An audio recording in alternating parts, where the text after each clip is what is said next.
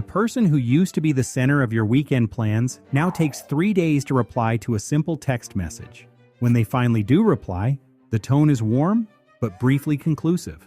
Invitations are softly declined. Phone calls go straight to voicemail. They are not angry with you. They have not announced a grand departure. They have simply begun vanishing from the edges of your everyday life. But is it personal?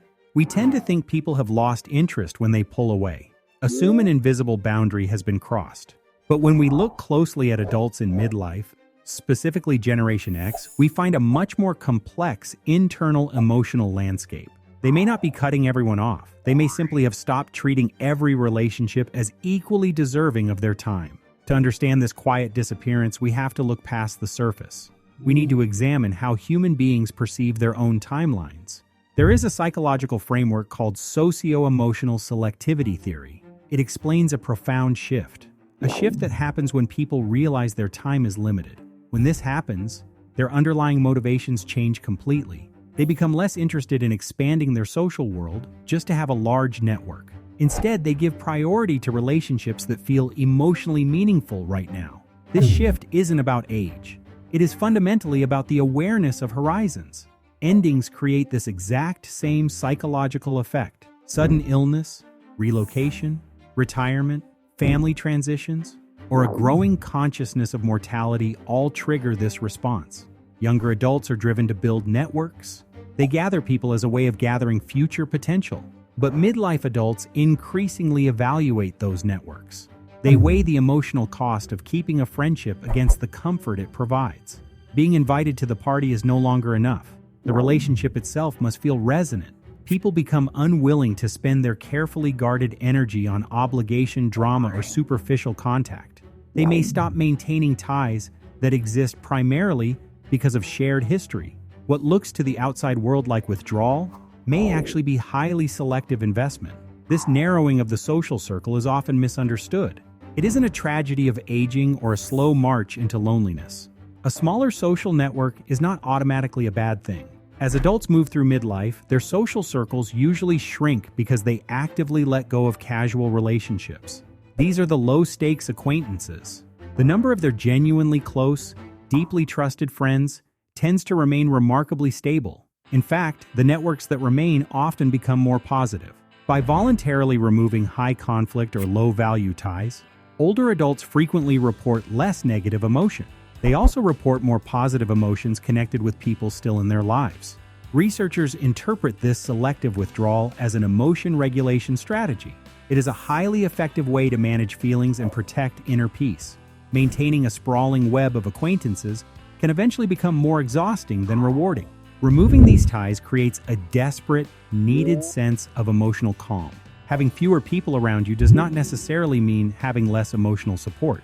At midlife, losing contacts can sometimes mean gaining peace. Yet, it would be incomplete to frame this disappearance as the pursuit of peace. Often, this withdrawal is born of absolute necessity. Midlife is the exact point where several generations suddenly demand your attention all at once. This dynamic is known as the sandwich generation burden. A person in this stage might simultaneously be a full-time employee, a present parent, a supportive partner, a primary caregiver to failing elders, and a financial safety net for young adult children.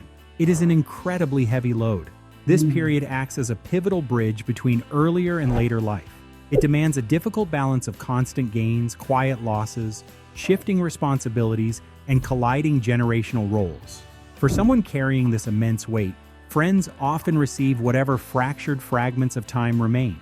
Social absence does not necessarily reflect a loss of affection. It often reflects a completely depleted bandwidth. They may genuinely intend to call you, but they are living in a chronic state of postponement. Maintaining friendships begins to feel like another heavy responsibility on an impossible list. Sometimes people disappear socially because every other part of life has made itself impossible to ignore.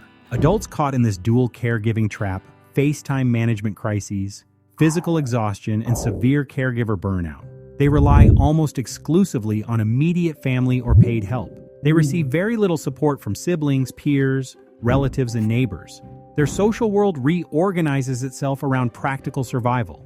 Caring simultaneously for children and aging parents leaves almost zero energy. They persistently decline invitations because their days are simply too volatile. They cannot predict when someone will urgently need them. Instead of endlessly explaining why they are unavailable, it becomes easier to quietly step back.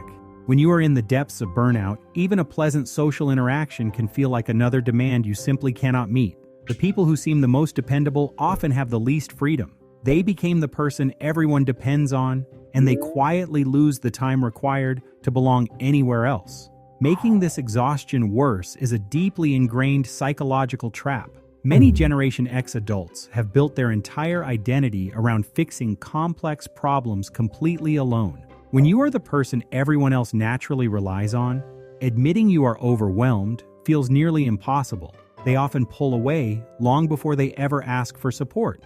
Asking requires vulnerability, uncomfortable explanations, and the very real risk of letting someone down. Because they constantly project absolute self-sufficiency, people assume they do not need help. They hold back to avoid being a burden to anyone else.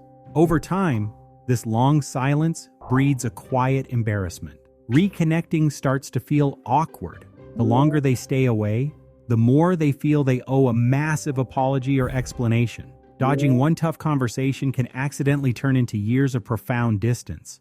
Sometimes the person who vanishes is simply the person who got too good at convincing everyone they were totally fine. This heavy mask of independence often hides loneliness.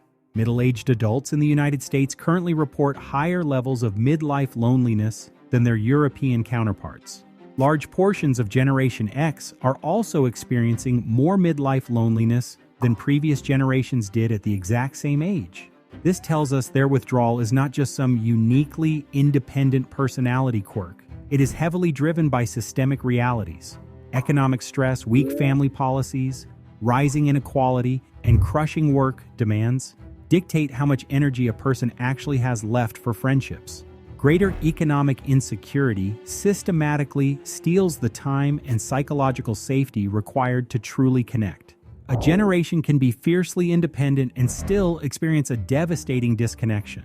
Their independence is very real, but so is the profound loneliness hiding underneath it.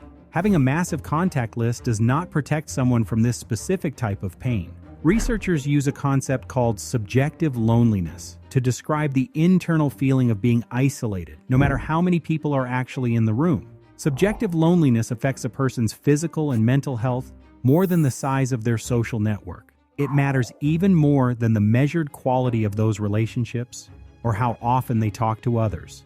This reveals a heartbreaking paradox. A person can speak to dozens of people every single day and still feel entirely unseen. Firing off quick text messages does not guarantee a true emotional connection. Constant communication with family does not automatically provide the deep psychological understanding we naturally crave. An adult can be socially busy, constantly needed, and forever organizing logistics, yet remain completely alone in their own head. They are tethered to the world by intense work and family obligations, but they lack a single relationship where they can safely be vulnerable. You can be needed by everyone and still feel known by no one. Because of this nuanced reality, we must look very carefully at the true nature of their silence. There is a massive psychological difference between dangerous social isolation and self-determined solitude. Self-determined solitude is an intentional choice. It happens when time alone offers something deeply valuable, like rest, creativity, personal freedom, quiet reflection, or simple joy. This kind of solitude allows a person to function autonomously. They make choices aligned with their own values, instead of bending to outside pressures and expectations. It offers a rare, much-needed break from performing and explaining yourself.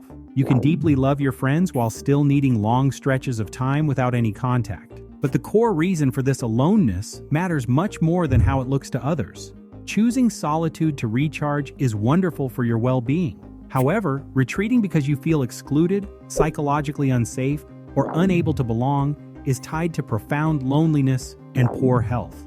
Letting go of draining relationships is healthy, but experiencing extensive unwanted social isolation is directly tied to depression and deep distress. Calling every disappearance a form of self-care can accidentally mask a dangerous loneliness. Silence alone does not tell us what process is actually happening inside. The real difference is not whether they are alone. The difference is whether that aloneness feels like freedom or abandonment. Generation X is not collectively walking away from the world because they suddenly stopped caring. Many are simply navigating an intensely demanding season of life. Their social energy is naturally finite. Their daily responsibilities are mountains. Only the truest, most emotionally authentic relationships still feel sustainable to them. They are exhausted. They are meticulously editing their worlds. They are just surviving. If someone you care about has quietly stepped back into the shadows, resist the urge to take it personally. Try recognizing the unseen weight they might be carrying in that silence. Try understanding that their absence might not be a rejection of you. It could just be a quiet, desperate renegotiation with their own limited endurance. And if you really do care, don't try to force the door open, simply leave it gently unlocked.